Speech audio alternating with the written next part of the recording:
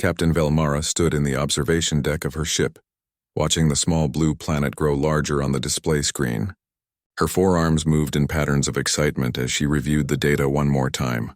Earth, a newly discovered world with intelligent life.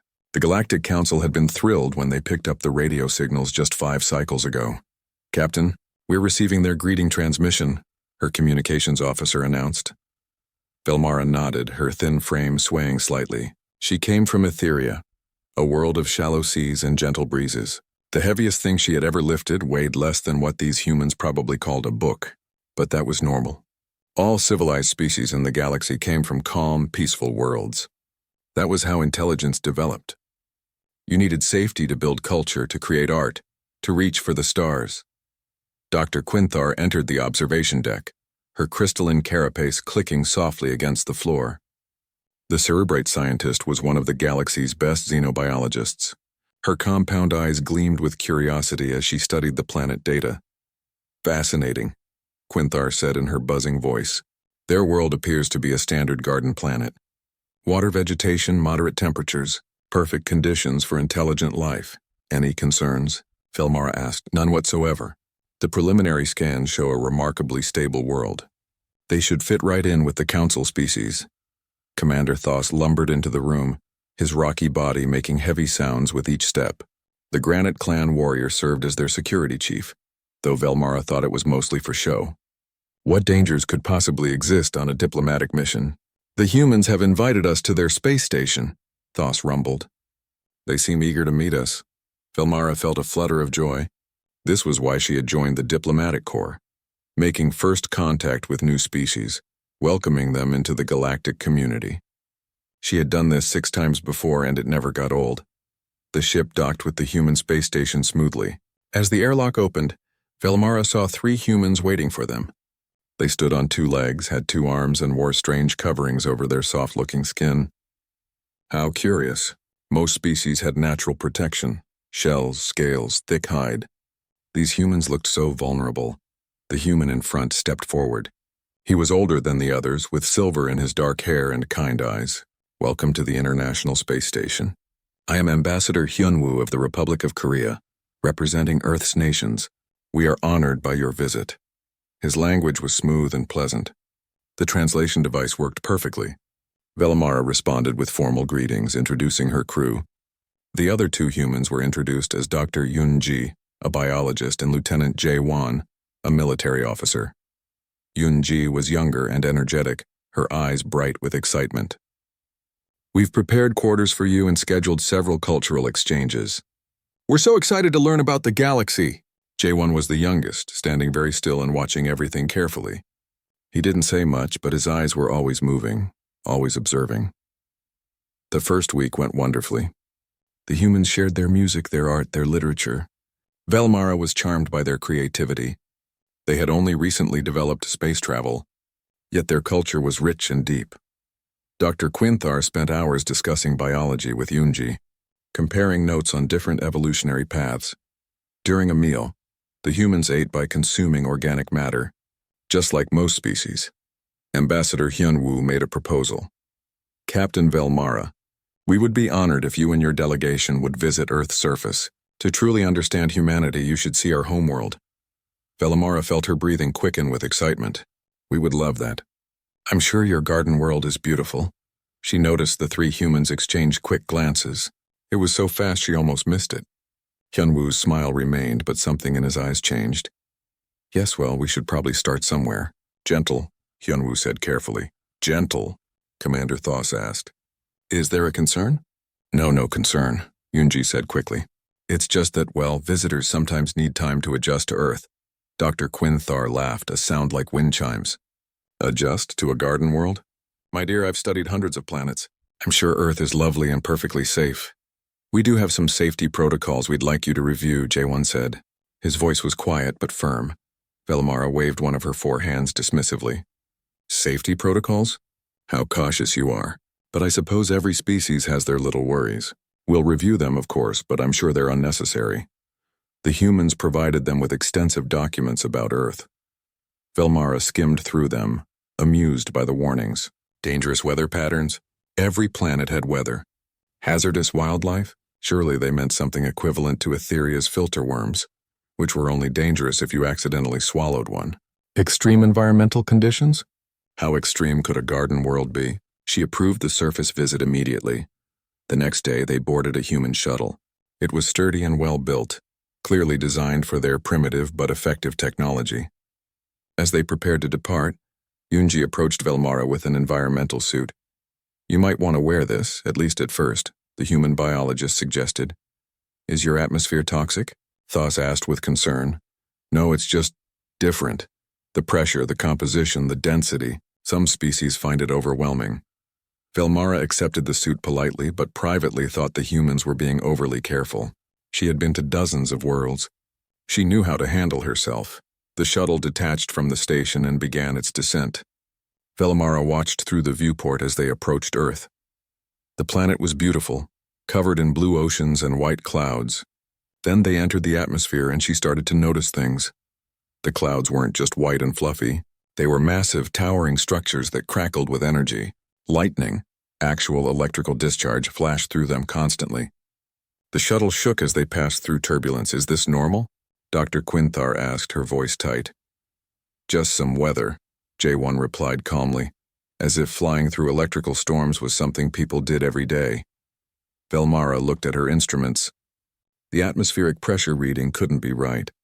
It had to be a malfunction. No civilized species could evolve in that much pressure. "And the oxygen content, 21%? That was industrial accident levels of oxygen. That much oxygen could cause fires, explosions, rapid oxidation of metals. "Your atmospheric readings," she said to Hyunwoo. "Are these correct?" The ambassador nodded. "Yes, is there a problem?" Before she could answer, the shuttle broke through the clouds and she saw Earth's surface for the first time.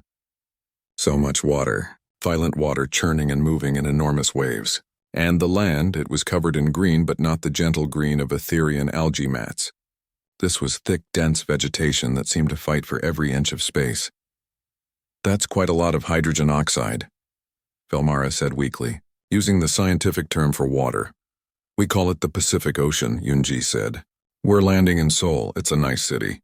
Very modern." The shuttle descended toward a sprawling urban area. Buildings reached high into the sky, packed together in stunning density. Millions of humans lived here, all in this one place. The shuttle touched down on a landing pad and the engines powered down. "Welcome to Earth," Ambassador Hyunwoo said with a smile. Velmara looked at her crew. Commander Thos was gripping his seat with his rocky hands. Dr. Quinthar's carapace was completely still, a sign of stress and cerebrites. They had not even left the shuttle yet, and already Velmara was beginning to suspect that Earth was not quite the garden world they had expected. The shuttle door opened with a hiss and Velmara immediately felt the weight. It pressed down on her entire body like an invisible hand trying to crush her into the ground. She took a step forward and nearly fell. Her legs, so graceful on Etheria and in the controlled environment of the space station, now felt like they were made of lead. "The gravity," she gasped. This is one full standard unit?" "Yes," Hyunwoo said, walking normally beside her. "How could he move so easily? Is it too much?"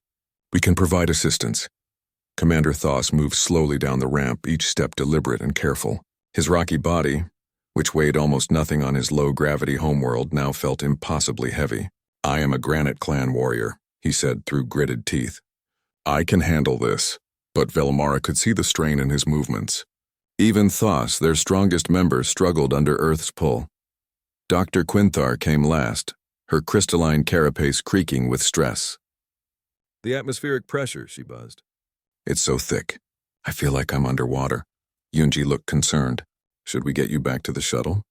"We can adjust the environmental controls." "No," Quinthar insisted. "I am a scientist. I can adapt. Just give me a moment." They stood on the landing pad, the three aliens struggling with conditions the humans found completely normal. Velmara forced herself to breathe slowly, trying to adjust. The air felt heavy in her lungs and each breath took effort. The sky above was blue. A beautiful deep blue she had never seen before. But it was also filled with those massive white clouds. As she watched, one of the clouds turned gray and water began to fall from it. "Rain," Velmara shouted in alarm. "Atmospheric precipitation. We need shelter." The humans looked confused. J1 glanced up at the light drizzle. It's just a spring shower. It's not even heavy. But it's falling from the sky, Velmara said. Liquid water falling. In droplets.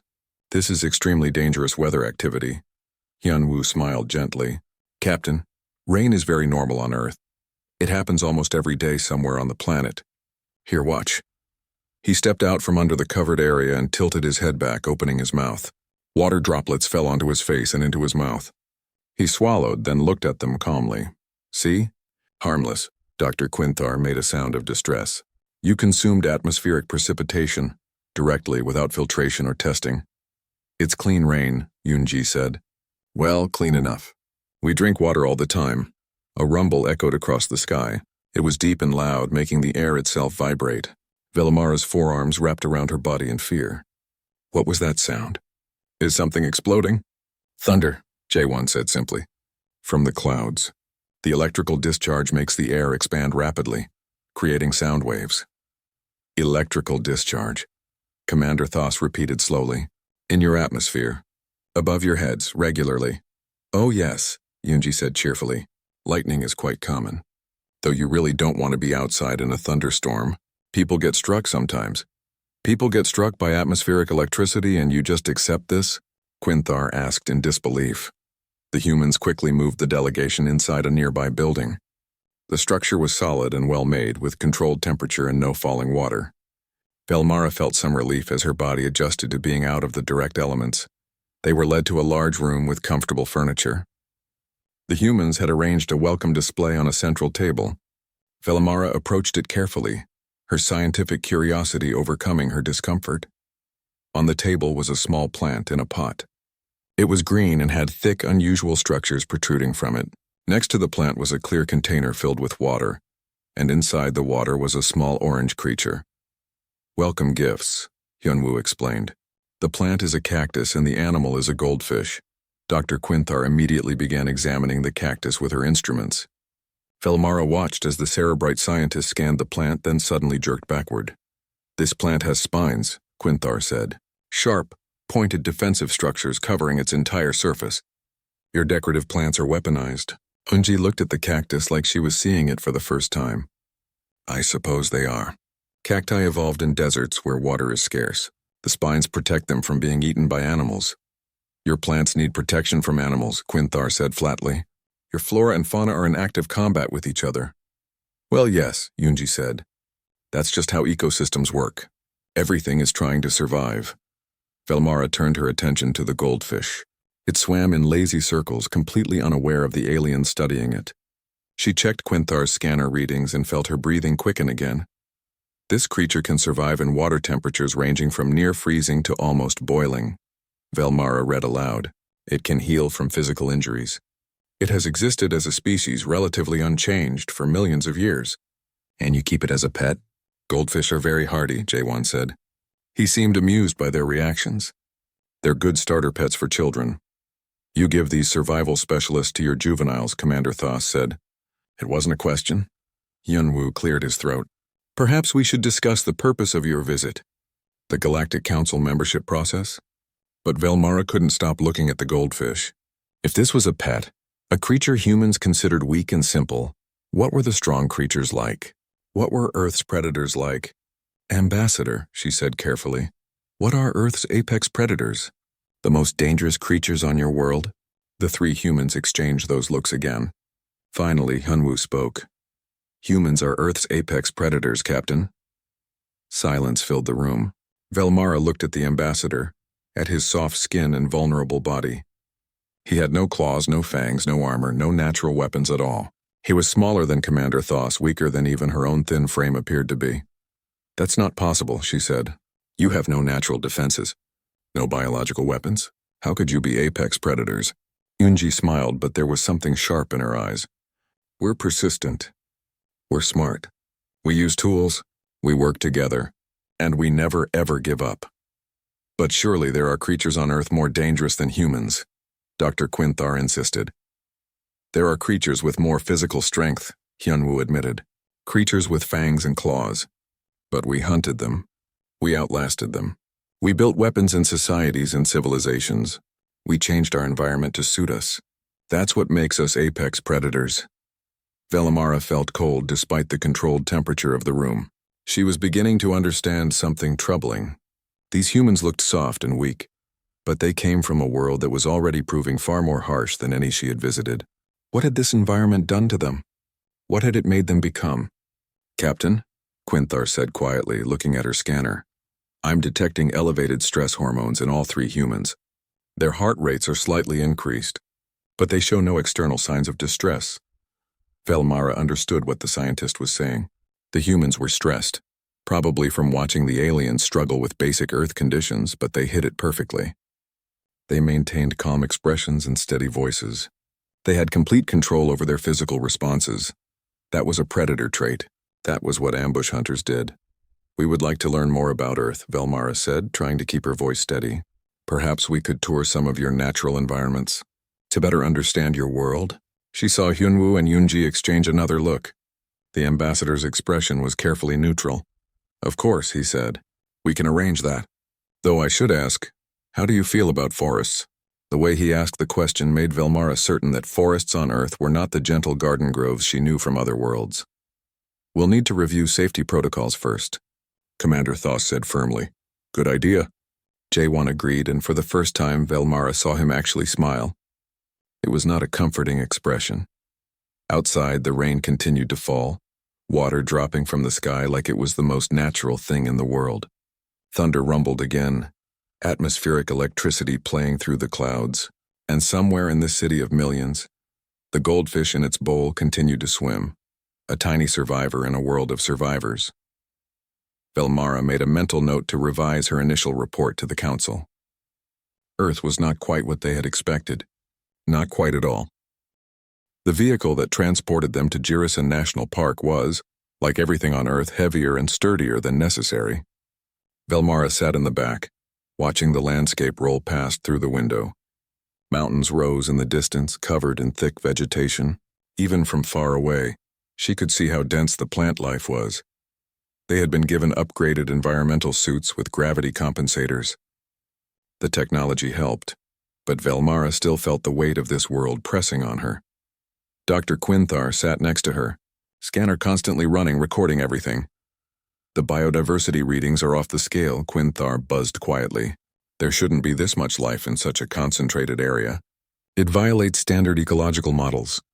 Commander Thoth, sitting across from them, grunted in agreement. Even with the gravity assistance, he moved slowly. His rocky body was designed for a stable, predictable world. Earth was neither of those things. The vehicle stopped at the entrance to the park. Unji stepped out first, breathing deeply. "Smell that fresh air?" Nothing like a mountain forest, Velimara emerged carefully.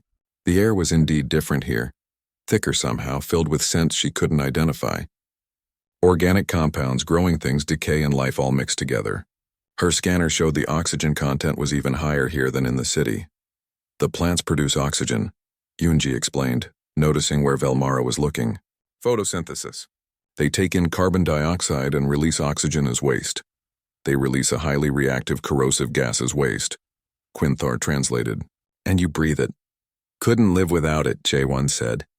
He was carrying a pack with supplies and moved through the heavy gravity like it was nothing. They entered the forest, and Velimara's world transformed. Trees, she recognized them from the database, rose on all sides. But the images hadn't prepared her for the reality. These weren't the gentle swaying plants of garden worlds. These were massive structures, trunks wider than the vehicle they had arrived in, reaching up toward the sky. Dr. Quinthar approached one of the trees, scanning it carefully. Her instruments beeped and chirped as data flooded in. "This organism has been alive for over 300 years, she reported, her voice filled with awe and horror. "It's actively breaking apart stone with its root system to extract nutrients. It produces chemical compounds to prevent herbivores from consuming it. And it reproduces by creating thousands of seeds, most of which die." "That's a pretty average oak tree," Hyunwoo said gently. "Average," Quinthar repeated. "Your average plant is a chemical weapons facility that cracks open rocks and has been alive longer than some civilizations." Yoonji patted the tree affectionately. "They're quite nice, really. They provide oxygen, prevent erosion, create habitats for animals. Very important for the ecosystem. As they walked deeper into the forest, Vilmara became aware of sound. Not just one sound, but thousands of sounds, all layered on top of each other. Buzzing, chirping, rustling, calls and cries from creatures she couldn't see. Her translator couldn't make sense of any of it. It was all animal communication, not language. How many life forms are in this immediate area? Commander Thoss asked. Quinthar checked her scanner. The device was struggling to keep up. Thousands. Tens of thousands if we count insects and microorganisms. Captain, this density shouldn't be sustainable. They should run out of resources. Life finds a way, Yunji said with a shrug. Competition drives adaptation. The strong survive, the weak become food, and the ecosystem maintains balance. Vilmara felt something land on her environmental suit. She looked down and saw a tiny creature, 6 legs, wings, compound eyes. It looked like a miniature version of Dr. Quinthar. Don't move, Thoss said, reaching for his weapon. It's just a fly, Jaewon said, amused. Completely harmless. He waved his hand and the insect flew away. It was flying without proper aerodynamic structures, Quinthar said weakly.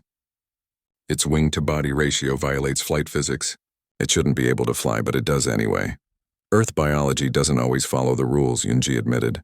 Evolution here is more about what works than what should work theoretically. They continued hiking. Though for the humans it was hiking, for the aliens it was an exhausting struggle through hostile terrain. The path led them to a stream, water flowing rapidly over rocks. The sound of it was loud and constant.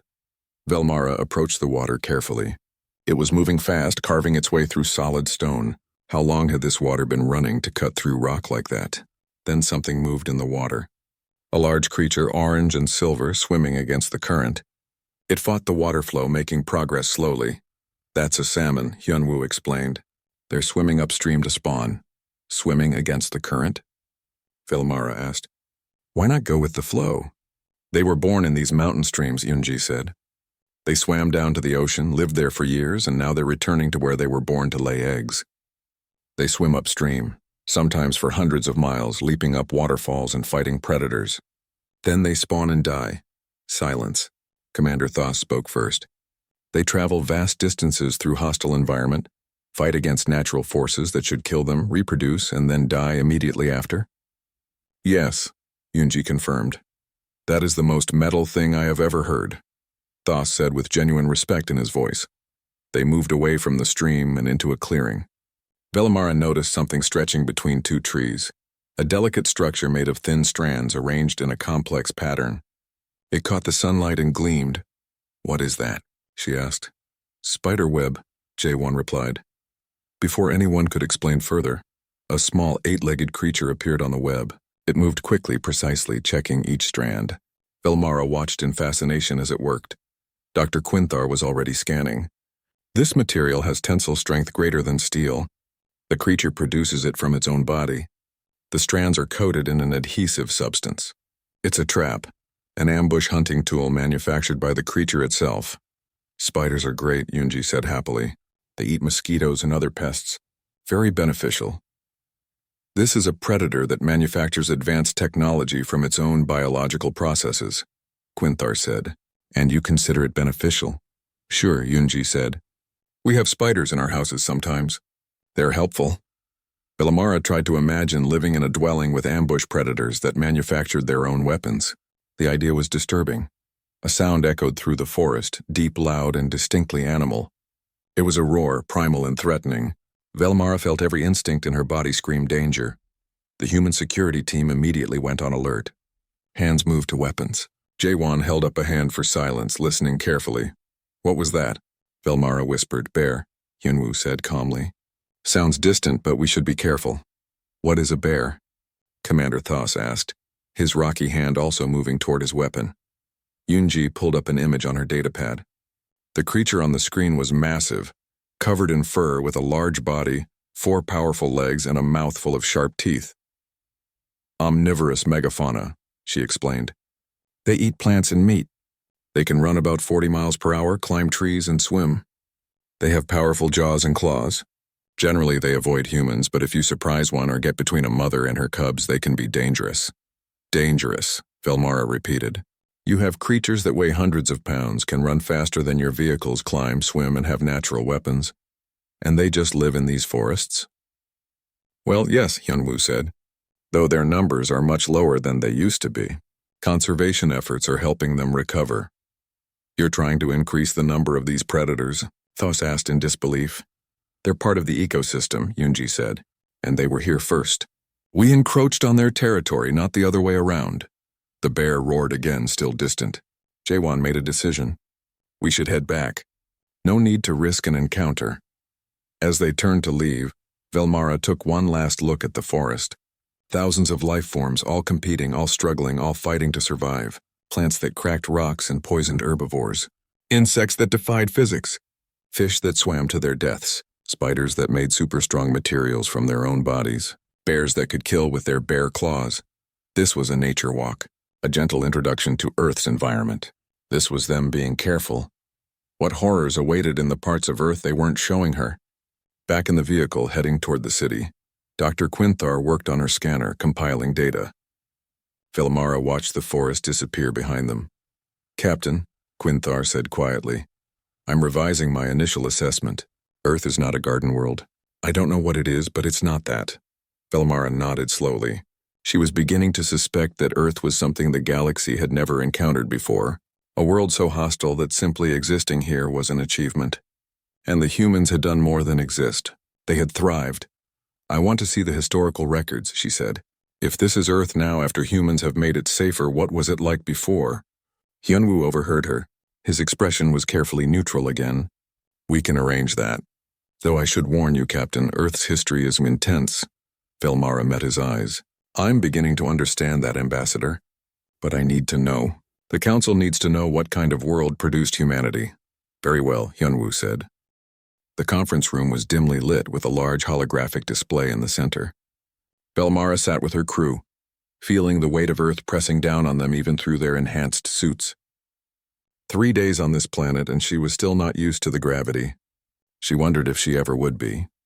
Ambassador Hyunwoo stood near the display controls. Dr. Yoonji was with him, prepared to explain the biological aspects. Lieutenant Jae-won stood by the door, quiet as always, but Velmara had learned that his silence meant he was paying attention to everything. You wanted to understand Earth's history, Hyunwoo began, to understand why humans are the way we are. This will not be a comfortable presentation, Captain. Earth's past is violent. We're prepared, Velmara said, though she wasn't sure that was true. Hyunwoo activated the display. The hologram showed Earth, but different. The continents were in wrong positions and the planet looked younger somehow. Earth is approximately 4.5 billion years old, Yoonji explained. For most of that time, life was simple. Single-celled organisms, basic bacteria. Then about 500 million years ago, life exploded in complexity. The hologram changed, showing oceans filled with strange creatures. Things with shells and tentacles and forms that didn't match any galactic species Velmara knew. But Earth's history is marked by catastrophic events, Hyunwoo continued. We call them mass extinctions, times when most life on the planet died. Most life died? Dr. Quinthar asked. How is that possible? How did anything survive? Life on Earth is persistent, Yoonji said simply. It survives. The hologram showed the first mass extinction, volcanic eruptions covering the planet, oceans turning acidic, temperatures swinging wildly. 90% of marine life died. This happened 5 times, Hyunwoo said. 5 separate events where Earth tried to kill everything living on it. Commander Thos leaned forward. And after each extinction? Life came back, Yoonji said. Different life evolved from survivors, but it came back. Each time stronger, more adapted, more competitive. The hologram moved forward in time. Now it showed creatures that made Velmara's breathing stop. Massive reptiles, larger than any animal she had ever seen. Some walked on 2 legs, others on 4. They had teeth like knives and claws like spears. Dinosaurs, Yoonji said. They ruled Earth for over 160 million years. One creature appeared in the hologram, full-sized. It was enormous, standing on 2 powerful legs with a mouth full of teeth longer than Velmara's arm. The hologram labeled it Tyrannosaurus rex. This creature weighed about 6 tons, Yoonji explained. It could run, hunt, and its bite force could crush bone. It was one of Earth's apex predators. One of, Velmara whispered. The hologram showed other creatures. Dinosaurs with armor plating, with spiked tails, with horns. Some flew through the air on leathery wings. Some swam in the oceans larger than the human space shuttle. These were the predators, Thos said. What were the prey? The hologram changed again. Now it showed a creature so large that Velmara thought the scale must be wrong. It was longer than a building with a neck that stretched up to impossible heights. Argentinosaurus, Yunji said, one of the largest land animals ever. Approximately 100 tons, 100 feet long. It ate plants. The prey animals were larger than your space vessels, Quinthar said flatly. The herbivores were giants. Yes, Yunji confirmed. Because the predators were also giants. Evolution is an arms race on Earth. Prey gets bigger and stronger, so predators get bigger and stronger, so prey gets even bigger, and on and on. What happened to these creatures? Velmara asked, though part of her already knew the answer would be terrible. Yunwu changed the hologram. It now showed a massive rock falling from space, burning as it entered the atmosphere. 66 million years ago, an asteroid struck Earth. The impact released energy equivalent to billions of your most powerful weapons. The explosion was visible from space. Dust and debris blocked out the sun for years. Temperatures dropped. Plants died. Then the animals that ate plants died. Then the animals that ate those animals died. The hologram showed the aftermath. A dark, cold world covered in ash. Velmara felt sick. Everything died? She asked quietly. Not everything, Yunji said. Small creatures survived. Mammals, our ancestors, were tiny then, about the size of rats. They lived underground, ate insects, and survived when the giants died. Your species descended from creatures that survived planetary apocalypse, Quinthar said, understanding dawning in her voice. Yes, Hyunwoo confirmed, and that wasn't the only catastrophe we survived. Earth has gone through multiple ice ages, periods where the planet froze over, covered in ice and snow. Temperatures dropped to deadly levels, but life adapted. The hologram showed primitive humans, not quite modern but recognizable, hunting large animals in a frozen landscape. They wore animal skins and carried stone weapons. Your ancestors hunted megafauna with primitive tools, Thus asked, respect clear in his voice. In freezing conditions? We did, Jaewon spoke up from his position by the door. My species, Homo sapiens, has only existed for about 300,000 years. For most of that time, we had no advanced technology, just stone tools, fire, and cooperation. But we survived ice ages, volcanic eruptions, droughts, floods. We hunted animals larger and stronger than us.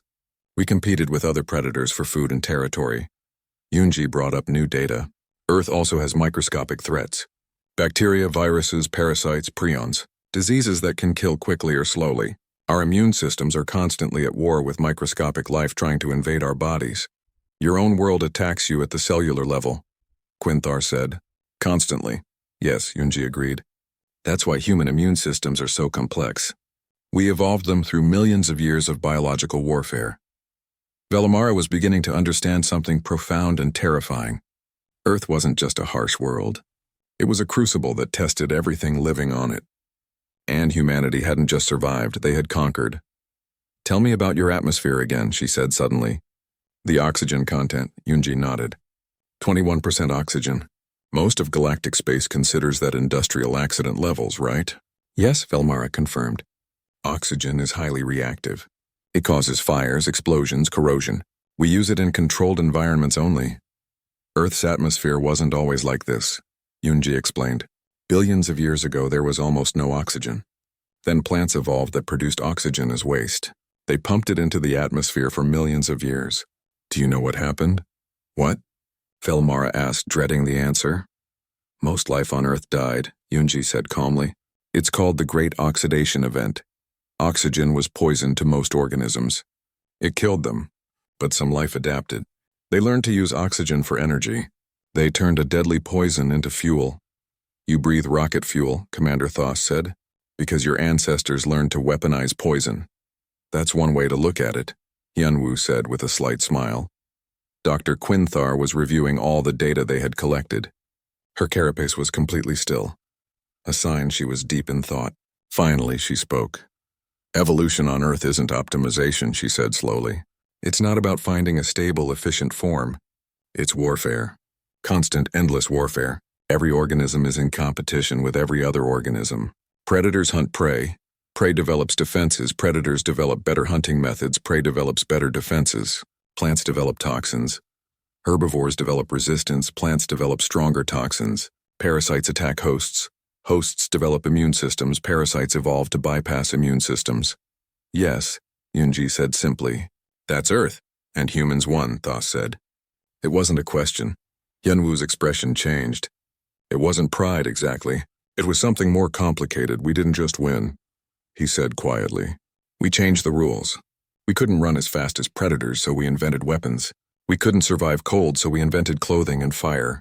We couldn't fly, so we invented aircraft. We couldn't breathe underwater, so we invented submarines. Every limitation Earth imposed on us, we found a way around. Jaewon stepped forward. My grandmother survived 3 typhoons, 2 earthquakes, and a winter that killed thousands. She used to tell me, Earth doesn't want you dead specifically. Earth just doesn't care if you live. So you have to care enough for both of you. Velimara felt something shift in her understanding. She had thought Earth was harsh. She had thought it was dangerous. But it was more than that. Earth was a forge and humanity had been hammered in it, shaped by it, made strong by it. We need to make a report to the council, she said to her crew. Earth needs to be reclassified. As what? Quinthar asked. A death world, Velmara said firmly. Class 12. The highest danger rating, and humanity needs to be granted immediate council membership. Hyunwoo looked surprised. That's quite a change from your initial assessment, Captain. I was wrong, Velmara admitted. I thought intelligence arose from safety, from peaceful conditions where species had time to think and create. But maybe I was backwards. Maybe intelligence arises from challenge, from the need to overcome, from problem-solving in the face of constant threat. You're saying Earth made us smart because it tried to kill us, Yunji said. Yes, Velmara confirmed. And not just smart, adaptable, resilient, innovative. The galaxy needs those qualities. The underground bunker was deep beneath the diplomatic facility, carved into solid rock. Velimara and her crew were rushed inside along with dozens of humans, staff, security, diplomats. Everyone moved with practiced efficiency, carrying supplies and equipment. This way, please. Hyunwoo guided them to a section of the bunker designed for the alien delegation. It had reinforced walls, backup power systems, and environmental controls. How often do you use these bunkers? Velmara asked as the heavy doors sealed behind them. Depends on the location, Yunji replied, helping Quinthar settle into a seat. Seoul gets a few typhoon warnings each year. Sometimes they pass by, sometimes they hit directly. We prepare for the worst and hope for the best. Commander Thos examined the bunker's construction. This is military-grade protection. These bunkers also serve as protection from earthquakes, Jaewon explained. And in the past, from war. Humans build for multiple disasters. The lights flickered slightly. Somewhere above them, the storm was beginning. Velimara activated the wall display showing external conditions. What she saw made her breathing stop. The satellite imagery showed a massive spiral of clouds, larger than some of the small planets she had visited. It churned and rotated, a vast wheel of destructive energy heading straight for the Korean peninsula. That's Typhoon Minho, Yunji said, reading the data. Category 3, could hit Category 4 before landfall. What do those categories mean? Quinthar asked. Wind speed classifications, Hyunwoo explained. Category 3 means sustained winds of about 130 miles per hour. Category 4 can exceed 150. Velimara did the mathematical conversion in her head. The numbers seemed impossible. Wind moving at that speed would destroy most structures on Etheria. Her homeworld's strongest storms had winds of maybe 40 miles per hour, and those were considered dangerous enough to halt all outdoor activities. And this happens regularly? She asked weakly. Typhoon season is roughly May through November, Yunji confirmed. The Pacific produces dozens of storms each year. Most don't make landfall, but some do. The bunker shook slightly. It was subtle, barely noticeable, but Velimara felt it. Even deep underground, protected by layers of rock and steel, the storm's power reached them. Dr. Quinthar was monitoring her instruments. The atmospheric pressure outside is dropping rapidly. The humidity is nearly 100%. The temperature is fluctuating. This storm is creating its own weather system. Typhoons are heat engines, Yunji explained, slipping into lecture mode. They form over warm ocean water, pull up moisture, and convert thermal energy into kinetic energy. The bigger they get, the more powerful they become. Your oceans create atmospheric weapons, Quinthar said. Our oceans create weather, Yunji corrected gently. We just have to live with it. The lights flickered again, stayed dim for a moment, then brightened. The backup systems had kicked in automatically.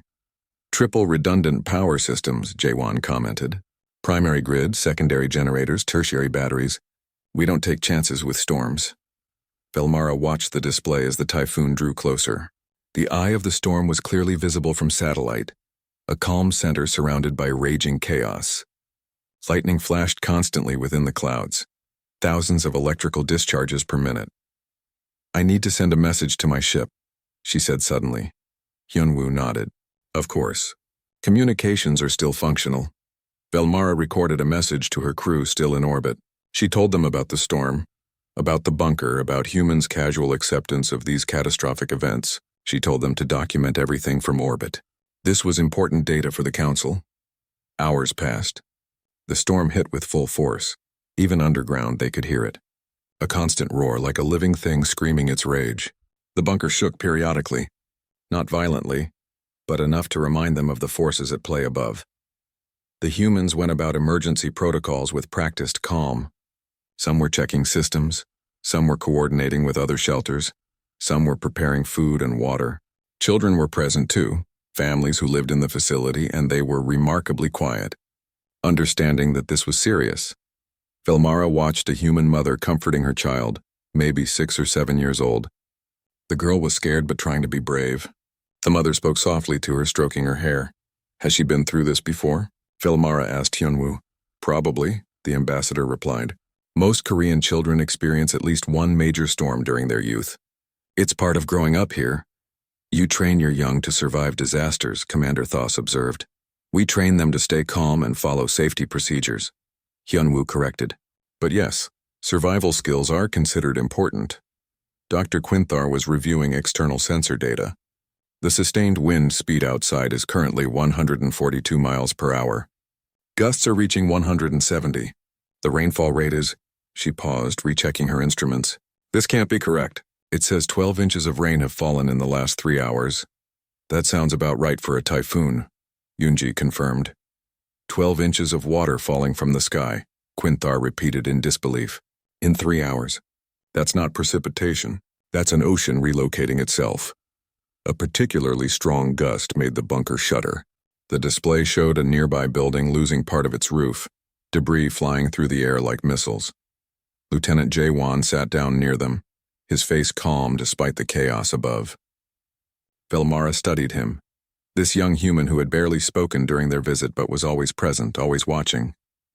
Lieutenant, she said, may I ask you something personal? Of course, Captain. You've lived on Earth your entire life. You've experienced storms like this before. How do you stay so calm? Jaewon thought for a moment before answering. My grandmother raised me. She lived through the Korean War. Multiple typhoons, earthquakes, floods. She saw a lot of death and destruction, but she was one of the strongest people I've ever known. He paused, remembering. She used to tell me a saying. If Earth wants you dead, you'd be dead already. Everything else is just Earth keeping you sharp. She meant that every challenge, every disaster, every hardship, they're all opportunities to prove you can survive. To prove you can adapt. Your grandmother sounds like a warrior, Thos said with respect. She was, Jaewon agreed. But she was also kind and gentle. That's the thing about humans. Earth made us tough, but it didn't make us cruel. We learned to help each other because that's how we survived. Cooperation, community, caring for the weak. Velmara understood something profound in that moment. Humans weren't just survivors. They were survivors who had maintained their compassion. Earth had hammered them into strength, but they had chosen to remain gentle with each other. The storm raged for 7 hours. When it finally passed, the all-clear signal sounded and the bunker doors opened. They emerged into a changed landscape. The facility had damage, broken windows, torn roofing, flooded areas, but the structure stood. The city beyond showed more destruction. Trees were down, buildings were damaged, streets were flooded, but already emergency crews were working. Humans in bright vests were clearing roads, checking on residents, beginning repairs. This is remarkable, Commander Thos said, watching the organized response. You've systematized survival. We've had a lot of practice, Hyunwoo said quietly. By evening, temporary power was restored to parts of the city. In one of the undamaged sections of the facility, The group gathered around a small fire that J1 had built in a safe outdoor area. The power was still intermittent, and there was something comforting about the flames. Captain Velmara looked at the three humans who had been their guides for the past week. These soft-looking creatures who came from a world that tried to kill them regularly. These beings who breathed corrosive gas and drank acid rain and lived through atmospheric explosions and survived storms that could tear apart buildings. We thought intelligence arose from safety, Velmara said, speaking to all of them. My people, the council species, we all come from stable worlds. Predictable. Safe. We thought that was necessary for civilization to develop. She gestured to the damaged city, already rebuilding itself. But maybe we were wrong. Maybe intelligence arises from challenge, from needing to solve problems, from having to adapt or die. Dr. Quinthar added, My people have had the same civilization for 100,000 years. We've barely changed. No growth, no real innovation. We're comfortable, and comfort makes us stagnant. Earth never let us be comfortable, Yunji said. Every time we solved one problem, Earth gave us a new one. Too hot, too cold, too wet, too dry, predators, parasites, diseases, disasters. We had to keep adapting, keep innovating, keep pushing forward. That's what the galaxy needs, Velmara said firmly. That adaptability, that resilience, that drive to overcome. She stood, her body still aching from Earth's gravity but stronger now than when she had arrived. I'm transmitting my formal recommendation to the Galactic Council. Earth will be classified as a Class 12 Deathworld, the highest danger rating we have, and humanity will be granted immediate council membership. Hyun Woo stood as well. Thank you, Captain. We're honored. There is one condition, Velmara added with a slight smile. No council meetings will be held on Earth.